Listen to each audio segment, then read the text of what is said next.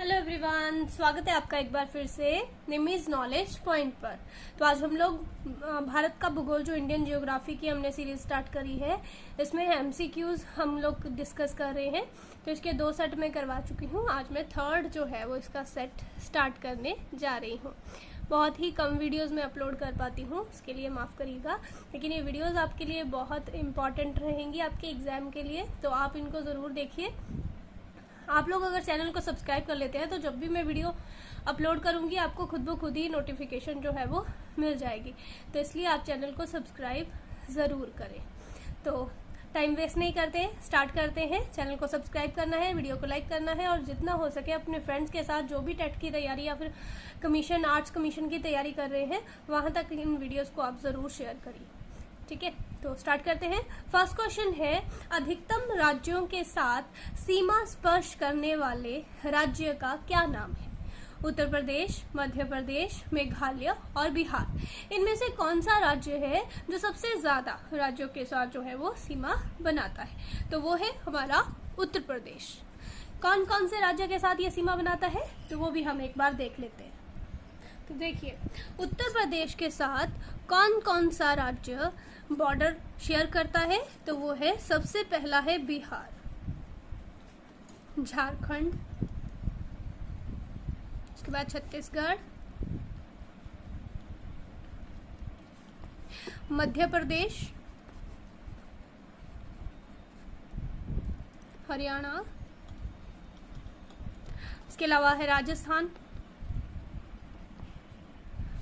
इसके अलावा हिमाचल प्रदेश, हिमाचल प्रदेश, उत्तराखंड।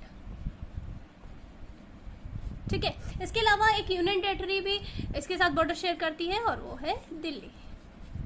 ठीक है, तो टोटल मिला के कितने हो गए हैं? 1 2 3 4 5 6 7 8 9। ठीक है, बिहार, झारखंड, छत्तीसगढ़, मध्य प्रदेश, हरियाणा, राजस्थान, हिमाचल प्रदेश, उत्तराखंड और यूनियन टेरिटरी है दिल्ली। तो ये जो है, ये सभी जो है उत्तर प्रदेश के साथ जो है वो सीमा साझा करते हैं। ठीक है, तो इतना आपको इसके साथ याद रखना है। अच्छा, इसके अलावा एक कंट्री है जिसके साथ उत्तर प्रदेश जो है वो सीमा शेयर करता है, वो आपके लिए क्वेश्चन है। आपने बताना है कि कौन सा देश है जिसके साथ उत्तर प्रदेश अंतरराष्ट्रीय सीमा शेयर करता है।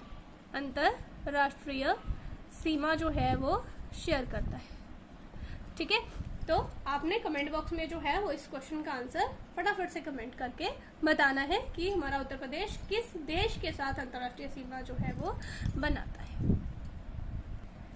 नेक्स्ट क्वेश्चन है, उत्तर पश्चिम में भारत भूमि की सीमाएं किस देश के साथ लगती हैं?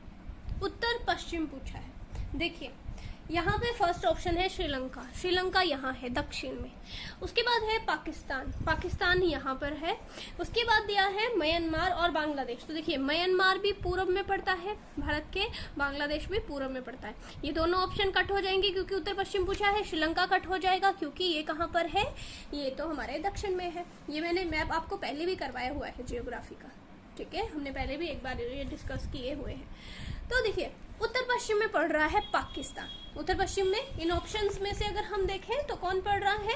पाकिस्तान। तो पाकिस्तान जो है वो भारत भूमि के साथ कहाँ पर सीमा बना रहा है? उत्तर पश्चिम में जो है वो सीमा बना रहा है। नेक्स्ट क्वेश्चन है इसमें, भारत में सबसे छोटा दिन कब होता है? ये भी थोड़ा सा आपको जानना है। ठीक है, कि कब जो है सबसे छोटा दिन होता है, कब सबसे बड़ा दिन होता है और कब दिन रात बराबर होते हैं। तो ये जो है, देखिए, मैंने पहले भी एक बार डिस्कस किया था। ये जो है, अगर मान लीजिए ये सूर्य है, पृथ्वी क्या करती है? सूर्य के चक्कर लगाती है। ठीक है, तो कभी ये चक्कर लगाते लगाते सूर्य के पास भी आ जाती है और कभी सूर्य से दूर भी चली जाती है। ठीक है, और आपको पता है हमारी पृथ्वी जो है वो थोड़ा सा झुकी हुई है। ठीक है, 23.5 डिग्री झुकी हुई है। इसकी वजह से जो है सूर्य जो है, देखिए, सूर्य जो है कभी कर्क रेखा पर सीधा चमकता है तो कभी मकर रेखा पर। ठीक है, क्योंकि पृथ्वी थोड़ा सा ऐसे को झुकी हुई है ना। तो कभी सूर्य इधर सीधा चमकता है और कभी इधर सीधा चमकता है।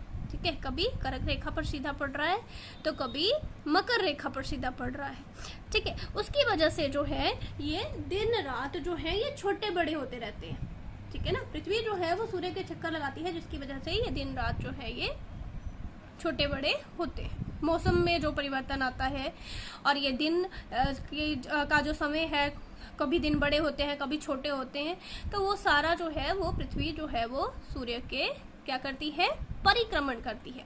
पृथ्वी की दो गतियां होती हैं, एक होती है घूर्णन गति, जो कि पृथ्वी खुद अपने अक्ष पर पृथ्वी घूमती रहती है, ठीक है, पृथ्वी घूमती रहती है, पश्चिम से पूर्व पृथ्वी घूमती रहती है। एक होता है परिक्रमण, परिक्रमण होता है सूर्य की परिक्रमा करना। पृथ्वी सूर्य की परिक्रमा भी करती है, ये पहले कभी यहाँ आए फिर यहाँ आए फिर यहाँ आए फिर यहाँ, इस क्रम में पृथ्वी कभी सूर्य के पास भी आ जाती है, कभी सूर्य से दूर भी चली जाती है, ठीक है।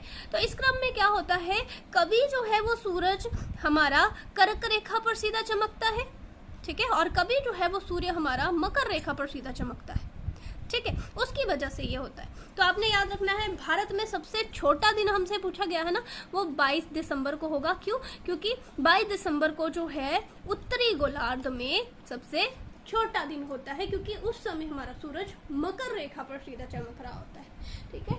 तो यहाँ पर 22 दिसंबर को सबसे छोटा दिन होता है। और जब कर्क रेखा के ऊपर सूर्य चमक रहा होता है, उस समय उत्तरी गोलार्ध में सबसे बड़ा दिन होता है 21 जून को।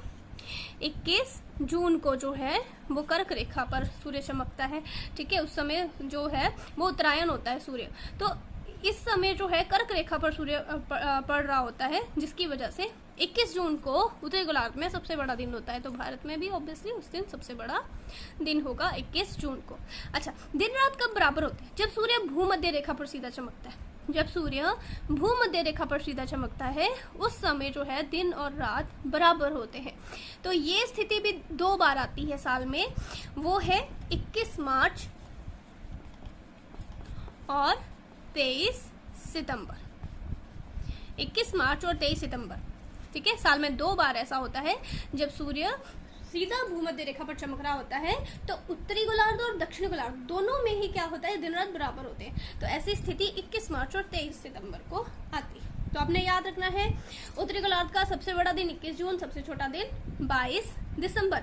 अच्छा, ये उत्तरी गोलार्ध की बात हो रही है, क्योंकि हम तो उत्तरी गोलार्ध में पढ़ते हैं ना। भारत कहाँ पड़ता है? भारत पड़ता है उत्तरी गोलार्ध में। पहले भी समझा चुकी हूँ मैं आपको भारत की स्थिति के बारे में। ये अगर ग्लोब मान लो तो भारत कहाँ पर है, ये दक्षिणी गोलार्ध है, हम उत्तर में पढ़ते हैं, यहाँ पे पढ़ते हैं ना, और ये पश्चिमी गोलार्ध है, हम पूर्व में पढ़ते हैं। तो हमारी स्थिति क्या है, उत्तरी पूर्वी गोलार्ध में है हम, उत्तरी पूर्वी गोलार्ध में है हम, ठीक है। तो उत्तरी गोलार्ध का है ये। अच्छा, अगर आपसे दक्षिणी गोलार्ध का पूछेंगे ना तो उल्टा हो जाएगा। दक्षिणी गोलार्ध का अगर पूछेंगे ना आपसे, अगर पूछेंगे दक्षिणी गोलार्ध का सबसे छोटा दिन, दक्षिणी गोलार्ध का सबसे छोटा दिन 21 जून बताना है, और सबसे बड़ा पूछेंगे तो 22 दिसंबर बताना है। उल्टा कर देना फिर। अगर ये उत्तरी गोलार्ध का पूछा है, इंडिया उत्तरी गोलार्ध में पड़ता है, उत्तरी गोलार्ध का पूछा है, तो आपने ऐसे बताना है। जब आपसे दक्षिणी गोलार्ध का पूछेंगे ना, आपने इसका उल्टा कर देना है। 21 जून इधर चला जाएगा और 22 दिसंबर इधर आ जाएगा। सबसे छोटा 21 जून, 22 दिसंबर सबसे बड़ा। कंफ्यूज नहीं होना है, ध्यान से सुनना है, ठीक है। यहाँ पे हमसे पूछा था भारत में सबसे छोटा दिन कब होता है। सबसे छोटा दिन तो 22 दिसंबर, ठीक है। नेक्स्ट है, भारत में सबसे लंबा समुद्र तट कौन सा है? मैरीना बीच। बीच पूछिए ना, मैरीना बीच, चेन्नई। नेक्स्ट है, पश्चिम बंगाल की सीमा कितने देशों के साथ लगती है? पश्चिम बंगाल की सीमा किसके साथ लगती है? इसका आंसर हो जाएगा 3। पश्चिम बंगाल की सीमा कितने देशों के साथ लगती है? 3। अब ये कौन कौन से हैं? तो देखिए, पश्चिम बंगाल जो है, एक तो बांग्लादेश के साथ लगता है, बांग्लादेश, दूसरा है नेपाल और तीसरा है भूटान, ठीक है। तो 3 देशों के साथ जो है पश्चिम बंगाल सीमा बनाता है। नेक्स्ट क्वेश्चन है, भारत का सुदूर पश्चिमी बिंदु है, सबसे पश्चिमी बिंदु पूछा है। ये भी हमने एक बार पहले डिस्कस किए हैं, मैं फिर से आपको मैप में जाके बताती हूँ। देखिए, ये इंडिया का मैप है, और इंडिया के मैप में देखिए, अगर मैं आपको बताऊं, ये मैंने थोड़ा सा ऐसे ही रफली बनाया हुआ है। तो देखिए, अगर आपसे पूछा जाए सबसे उत्तरी बिंदु, सबसे उत्तरी, तो सबसे उत्तरी आपने बताना है इंदिरा कॉल, सबसे उत्तरी इंदिरा कॉल। अगर आपसे अक्षांश पूछे जाएंगे तो 37 डिग्री 6 अक्षांश है, और कौन से अक्षांश है? उत्तरी अक्षांश। क्योंकि हम उत्तरी गोलार्ध में पढ़ते हैं इसलिए उत्तरी अक्षांश ही आएगा हमेशा, कभी भी दक्षिणी अक्षांश नहीं आएगा। ठीक है, तो इतना आपने याद रखना है। 37 डिग्री 6 इंदिरा कॉल उत्तरी अक्षांश में पड़ता है हमारा भारत का सबसे उत्तरी बिंदु। अब अगर आपसे पूछा है सबसे दक्षिणी बिंदु, ठीक है, तो सबसे दक्षिणी बिंदु में देखिए आप, सबसे दक्षिणी बिंदु जो है वो हमारा यहाँ पर है, ग्रेट निकोबार में पड़ता है इंदिरा पॉइंट। 6 डिग्री 4 उत्तरी अक्षांश, 6 डिग्री 4 ये भी उत्तरी अक्षांश होगा, ध्यान रखना है उत्तरी, क्योंकि हम दक्षिण में पढ़ते ही नहीं, हमारा भारत उत्तरी गोलार्ध में पड़ता है इसलिए हमेशा उत्तरी अक्षांश ही आएगा, ये भी याद रखना है। ठीक है, मैंने अभी आपको मैप पे बताया था ग्लोब में हम लोग कहाँ एग्जिस्ट करते हैं, यहाँ पे, तो हम उत्तर में हैं, तो हमारे कभी भी दक्षिणी अक्षांश नहीं आएगा। दक्षिणी अक्षांश भूमध्य रेखा से नीचे होता है, भूमध्य रेखा से नीचे दक्षिणी अक्षांश होते हैं, तो हमारा भारत यहाँ कहीं एग्जिस्ट करता है, तो हम कभी भी दक्षिणी अक्षांश में नहीं आएंगे। तो हमारा सबसे दक्षिणी बिंदु भी उत्तरी अक्षांश में ही आएगा, हमारा सबसे दक्षिणी बिंदु, भारत का सबसे दक्षिणी बिंदु भी कहाँ पे आएगा? उत्तरी अक्षांश में ही आएगा, दक्षिणी अक्षांश नहीं आएगा। ये बहुत सारे स्टूडेंट्स मिस्टेक करते हैं, इसलिए मैं बार बार बोल रही हूँ, ध्यान रखना है। 6 डिग्री 4 ग्रेट निकोबार में इंदिरा पॉइंट है, 6 डिग्री 4 उत्तरी अक्षांश, ये भारत का सुदूर दक्षिणी बिंदु है, सबसे दक्षिणी बिंदु। अच्छा, यहाँ से एक क्वेश्चन और आता है, पूछते हैं भारत की मुख्य भूमि, मुख्य भूमि जो होती है ना, मुख्य भूमि का, भारत की मुख्य भूमि का मतलब हुआ ये सारी मुख्य भूमि जिसमें हमारे ये द्वीप काउंट नहीं किए जाते, ना इधर के द्वीप अरब सागर के, ना ही बंगाल की खाड़ी के द्वीप जो हैं वो काउंट किए जाते हैं। मुख्य भूमि सिर्फ ये जो हमारा सारा ये बना हुआ है इकट्ठा जो पूरा मैप है, इसमें द्वीप काउंट नहीं होते, मुख्य भूमि। तो अगर मुख्य भूमि का सबसे दक्षिणी बिंदु पूछेंगे ना, फिर अपने कन्याकुमारी बताना, ये है वो 8 डिग्री पे पड़ता है, 8 डिग्री अक्षांश पे, 8 डिग्री 4 अक्षांश पे। ठीक है, भारत का सुदूर दक्षिणी बिंदु 6 डिग्री 4 पे है, लेकिन वो एक द्वीप में है। तब मुख्य भूमि पर पूछा जाए, जब मुख्य भूमि का दक्षिणी बिंदु पूछा जाएगा तो वो कन्याकुमारी है, 8 डिग्री 4, ये भी उत्तरी अक्षांश।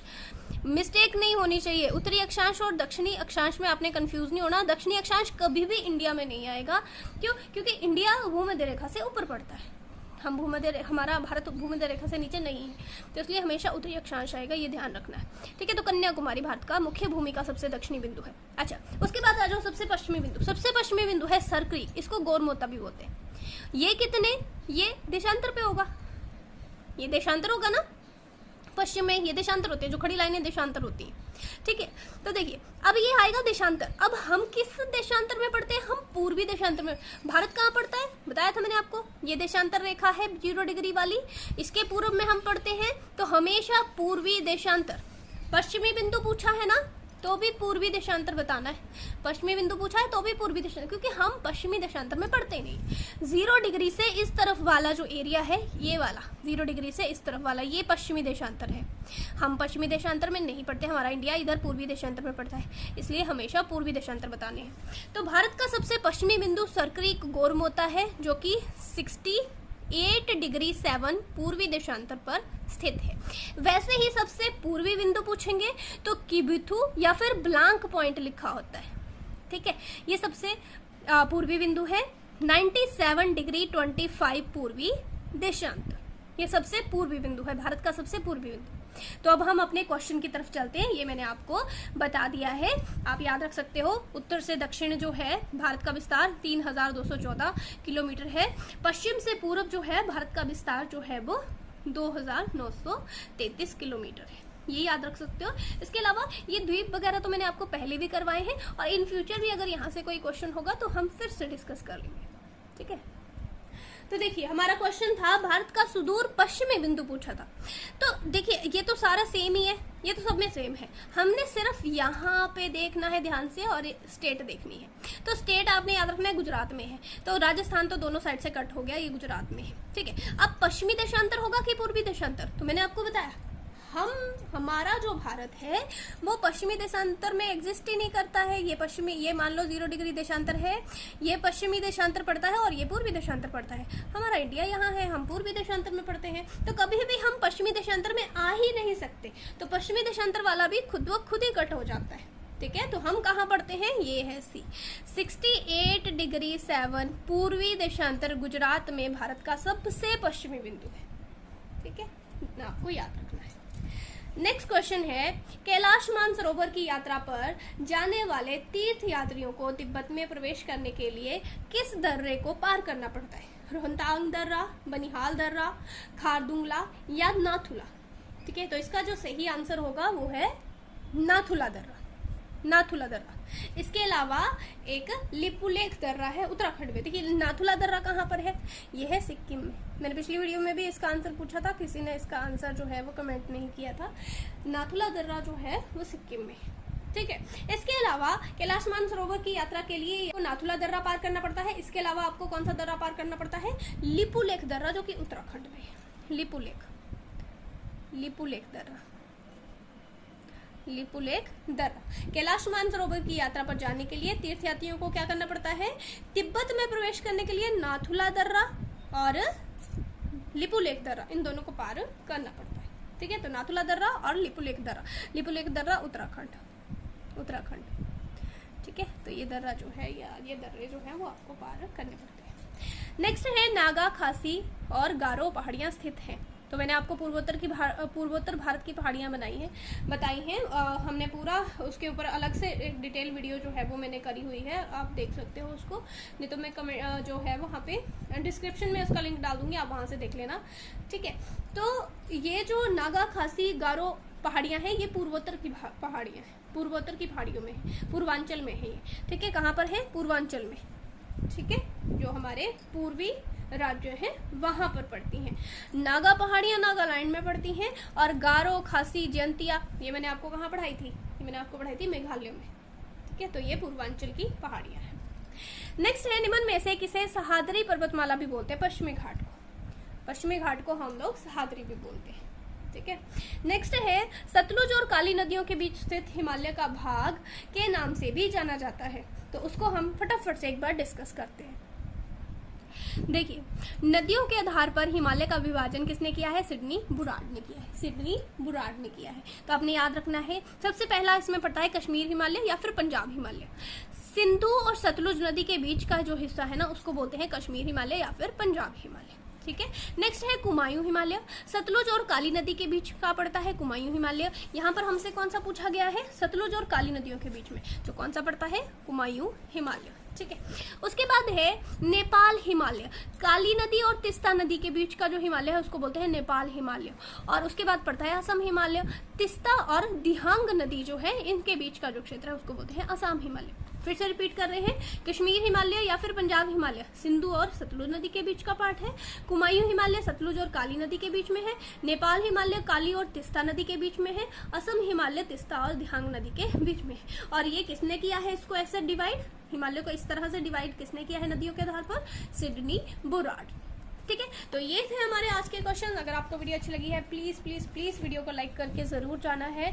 चैनल पर नए हैं तो चैनल को सब्सक्राइब करना है, अपने फ्रेंड्स के साथ वीडियो को ज़्यादा से ज़्यादा शेयर करना है। मिलते हैं नई वीडियो के साथ, थैंक यू।